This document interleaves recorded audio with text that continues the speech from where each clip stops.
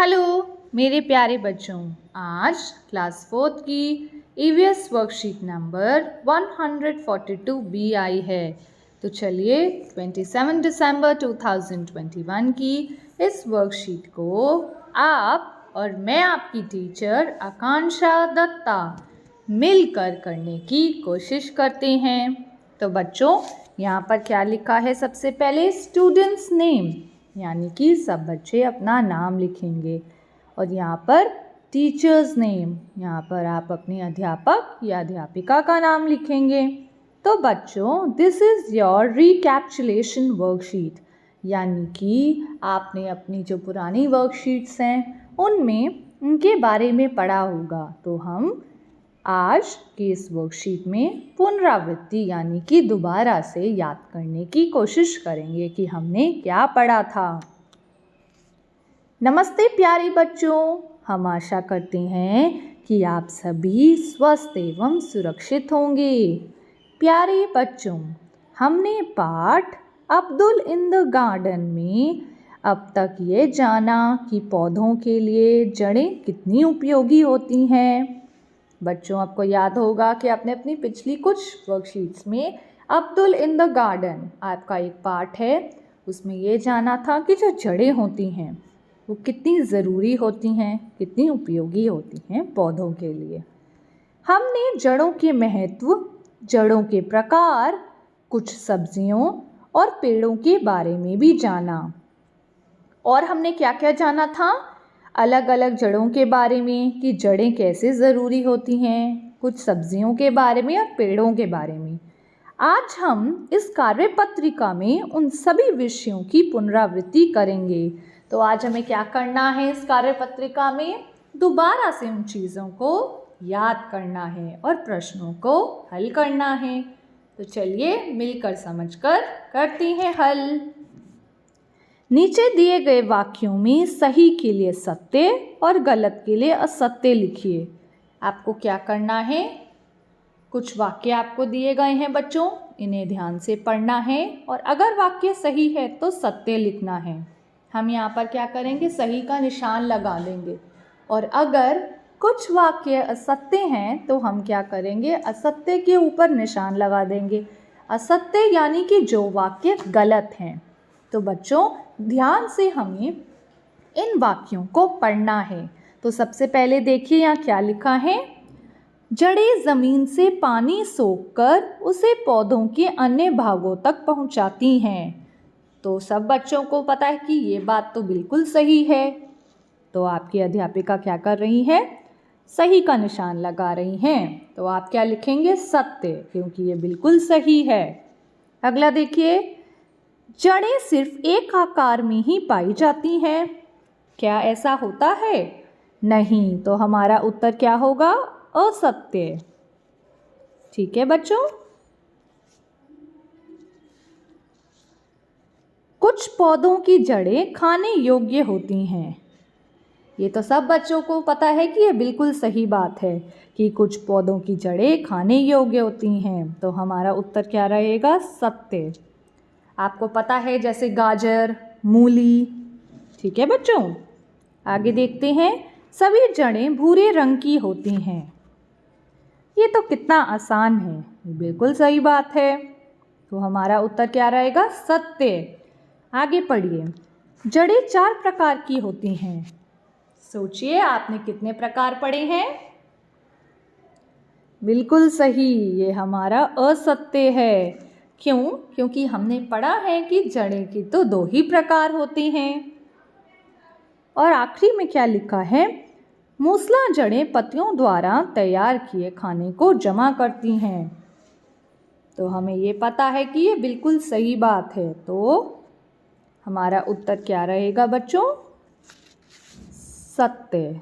ठीक है। आगे चलते हैं। प्रश्न 2। नीचे कुछ प्रश्न विकल्प के साथ दिए गए हैं। सही विकल्प को चुनकर उत्तर अपनी कॉपी में लिखिए। बच्चों, आपको क्या करना है? कुछ वाक्य दिए गए हैं, आप देख सकते हैं, और साथ ही कुछ विकल्प दिए गए हैं। आपको क्या करना है? पहले वाक्य को ध्यान से पढ़ना है, फिर विकल्पों को ध्यान से पढ़ना है और जो सही उत्तर है उस पे सही का निशान लगाना है। चलिए पढ़ते हैं सबसे पहला। किस पेड़ की जड़ें रस्सी की तरह ऊपर से नीचे लटकती हैं? जल्दी सोचिए।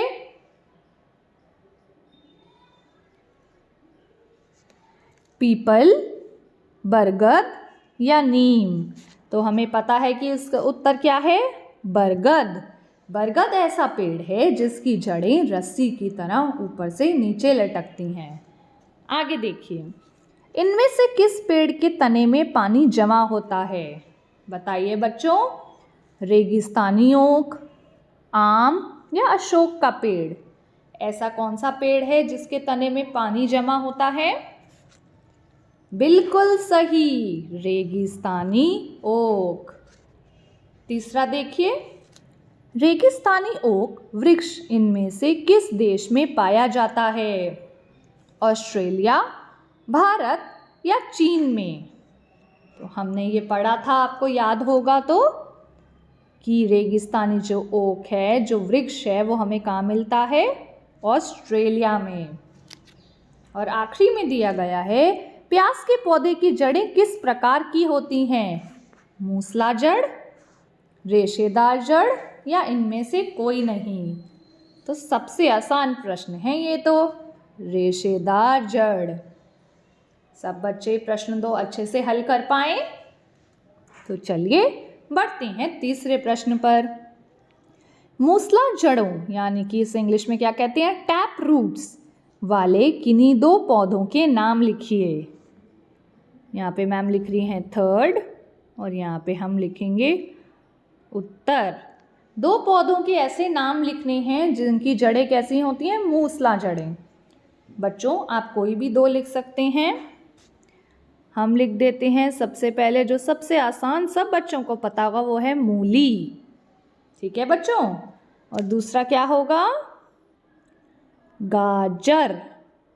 शाबाश बच्चों, आपको ये दोनों इसके सामने यहाँ पर उत्तर लिखने हैं।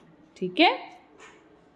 फोर्थ देखिए, रेशेदार जड़ों यानी कि फाइब्रस रूट्स वाले किन्हीं 2 पौधों के नाम लिखिए। आपको 2 पौधों के ऐसे नाम लिखने हैं जिनकी जड़ें कैसी होती हैं, रेशेदार। जल्दी से बताइए उत्तर। शाबाश, पहला तो बहुत आसान है, प्याज। अभी हमने पीछे भी इसका एक विकल्प चुना था, आपको याद होगा तो। और कौन सा है, गेहूं। ये 2 हमने ऐसे पौधों के नाम लिख दिए जिनकी जड़ें कैसी होती हैं, रेशेदार। आप बच्चे कोई और 2 पौधे अगर लिखना चाहें तो वो भी लिख सकते हैं। प्रश्न 5 देखिए, ऐसी किन्हीं 4 सब्जियों के नाम लिखिए जो वास्तव में पौधों की जड़ें होती हैं।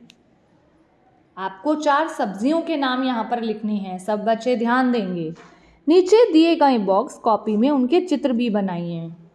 तो बच्चों, जिनकी जड़ें होती हैं, हमें ऐसी 4 सब्जियों के नाम लिखने हैं। तो सबसे पहले हम क्या लिख सकते हैं, क्या है ये बच्चों? यहाँ पे मैम नाम लिख रही हैं। तो हमारा उत्तर क्या हो जाएगा, आलू। शाबाश, सबसे पहला मैम ने लिख दिया आलू। दूसरा बताइए।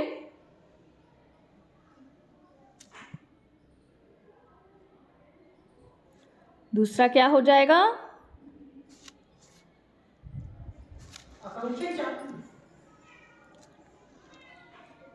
दूसरा हो जाएगा अदरक।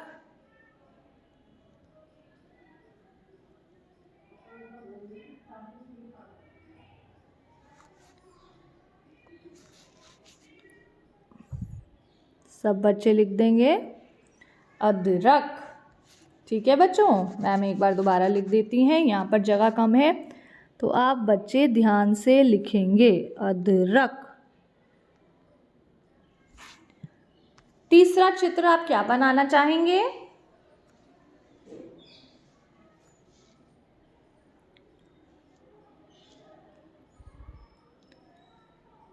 हम आसान सा बना देते हैं। ये है मूली। शाबाश बच्चों। और आखिरी चित्र हम बना सकते हैं। सोचिए सोचिए।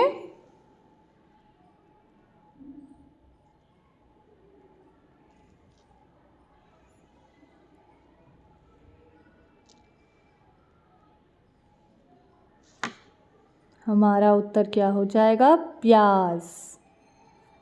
आप सब बच्चों को भी चित्र ज़रूर बनाने हैं, उनके नाम भी लिखने हैं और रंग तो ज़रूर भरना है। और ऐसे करते हुए आप पांचों प्रश्नों के उत्तर अच्छे से दे सकते हैं।